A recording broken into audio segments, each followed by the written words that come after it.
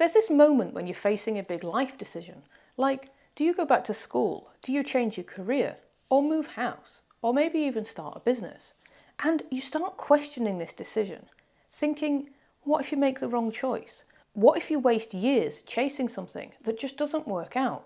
So you do loads of research, you ask your friends, and you make pros and cons lists. And all of this thinking feels really productive and sensible. And you think that clarity will come when you've explored all of your options. But more often than not, you're still stuck and you feel more confused and overwhelmed than when you first started. This is decision paralysis, and the emotion that's driving it is actually fear. In uncertain situations, your amygdala lights up.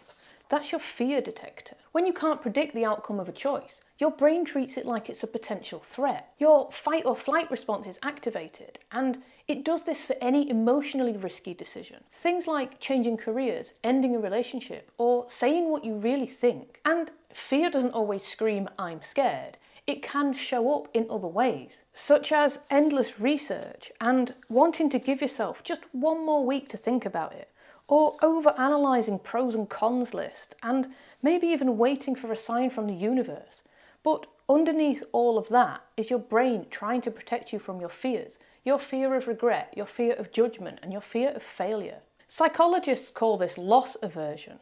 It's a principle from behavioural economics, which means that we feel the pain of loss a lot more strongly than we feel the pleasure of gain, which means we avoid decisions that might cost us something that could cause us discomfort, even if there's a potentially massive upside. Whenever I feel myself thinking about all the things that could go wrong, there's a quote that always shifts my mindset. And you ask, what if I fall?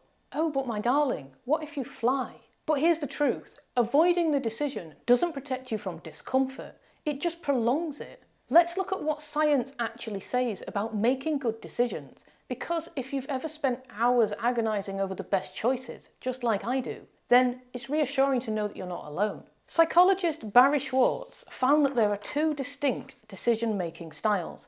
There's maximisers, who need to find the absolute best option, and they research endlessly, compare all the details, and constantly wonder, what if I choose wrong? And this is the camp that I naturally fall into. And then, on the other hand, there's the Satisficers. These look for something that is good enough, and when they find the option, they commit to it. They don't endlessly obsess over all the other options and constantly wonder if they chose wrong. Once they find it, they just move on. And here's the twist. You would think that maximisers would be happier, but research actually shows it's the opposite. Maximisers are less satisfied with their decision, but maximisers are also less optimistic, have lower self-esteem, and overall general life satisfaction.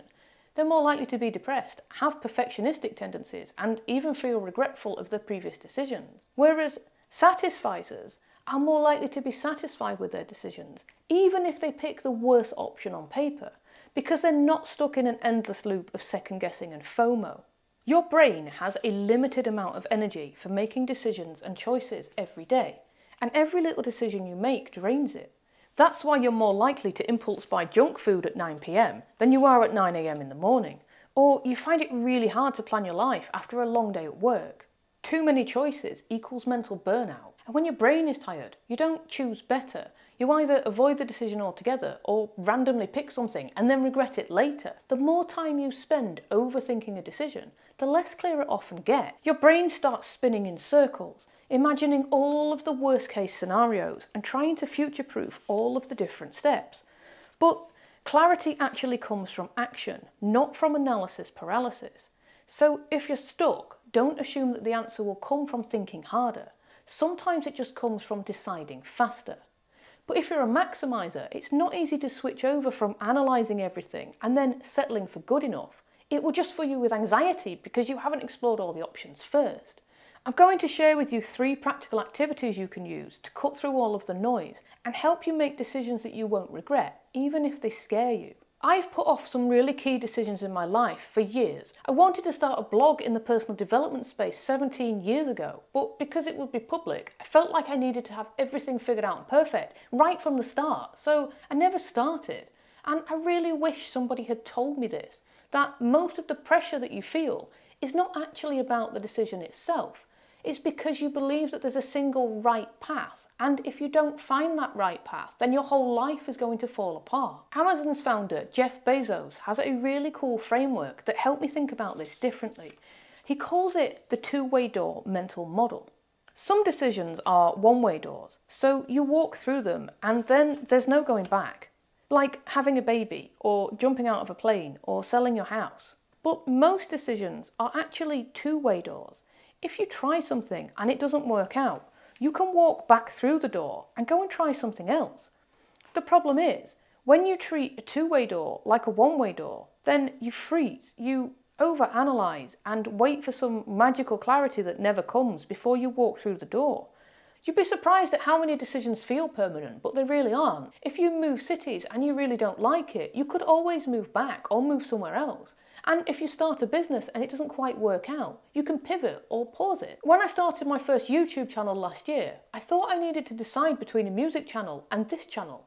But I actually started the music channel and then stopped working on it, and I started this one. I can pick the music one up again, just leave it there, or I could even delete it. If I'd seen the decision for what it was, which was a two-way door, then I would have got started with it so much sooner, rather than overthinking it for 6 months. So here's your challenge. Pick a decision you've been stuck on and ask yourself, is it a two-way door? If the answer is yes, then the next strategy will show you how you can move forward on it without any risk. Your brain hates uncertainty. It's always looking for patterns, trying to predict outcomes, because from an evolutionary perspective, uncertainty meant danger. But most real-life decisions don't come with any guarantees. There's no map that says if you take this job in the next 5 years you'll feel fulfilled. So when you feel stuck, if you're waiting for total clarity, then you're not being indecisive. You're just being human. The trick isn't to learn to get rid of uncertainty, it's to learn how to move forward with it anyway. One of the best ways I've found to do this is the idea from the book Designing Your Life by Bill Burnett and Dave Evans, and it's called Prototyping Your Future. Instead of sitting around trying to think your way to the perfect decision, you test your way forward, just like designers do when they're prototyping something new. You start by choosing a path you're curious about. It might be switching careers or starting a YouTube channel, moving to a new city or going back to school. Now you create a tiny version of that life. It's just a low-risk test that you can run in the next week or month. That could mean talking to someone who already does the thing that you're thinking about, or you could take a short online course in the area, or maybe you could volunteer or freelance. Maybe do a day in the life of simulation. Actually plan your week as though you were living that life, right down from when you get up in the morning to when you go to bed. Or maybe you could start a side project, even if it's really tiny. The goal is to experience the decision, not really think about it, because your brain can't guess how something will feel, but your body knows. You will know whether you feel energized, or maybe you feel more curious about it, or maybe you feel really drained. And that will give you so much information that you wouldn't have gotten if you just thought about the decision. So after your mini experiment, ask yourself, what did you learn? If it felt wrong, tweak the idea and test it again. And if it sparked something, then explore it deeper. You don't need to have the whole plan, you just need to know your next experiment. There's a phrase I say to myself, action creates clarity. Not lots of thinking and planning and waiting for the right time. So you need to let go of trying to predict the perfect path, and instead start asking, what can you try next? What might you learn from it? And how will that move you forward, even if it doesn't work out? If you've got lots of different options for things that you might want to explore, even as experiments, it can be hard to choose which one to try first. So here's a mindset shift that can cut through all of the noise and narrow down that decision. Imagine yourself at the end of your life, like 80 or 90 or whatever number makes you feel that big picture perspective. Look back at the decision you're wrestling with right now and ask yourself, will I wish I had taken a chance on this? Will I regret not exploring this while I could? This is powerful because it moves you out of fear and into wisdom. Because right now your brain is wired to focus on all the immediate risks. What if I fail? What will people think of me? What if it's the wrong choice? But your future self, the one that looks back from the end of your life, they don't care about short-term embarrassment or a few mistakes. They care about regret, about the chances you didn't take and the things you never tried. Psychologists call this anticipated regret, and studies show it's one of the most reliable ways to figure out what actually matters to us. Researchers at Cornell asked people to reflect on their biggest life regrets. In the short term, people mostly regretted the things that they did, like saying the wrong thing, choosing the wrong job, or making a mistake in a conversation. But over the long term, the pattern flipped. Most people regretted the things that they didn't do, the chances they didn't take, and the dreams they never pursued. And that's because over time, we can explain away all of our actions. But an inaction leaves an open loop because we never tried and we never found out the answer. So you're more likely to regret not starting that business, not moving to the new city, or saying how you felt, than you are to regret trying and failing at it. So picture yourself at 80 years old. Look back at the decision in front of you right now and ask yourself, will you regret not giving this a shot? This doesn't guarantee you'll be successful or that the road ahead is going to be easy. In fact, it's probably going to be more difficult if you choose a new path. But it does help you live with intention. Big decisions don't exist in a vacuum. They affect the course of your entire life, and I share how you can find direction for your life as a whole in this video here. Like if you found this video helpful, subscribe if you can, and thank you for watching.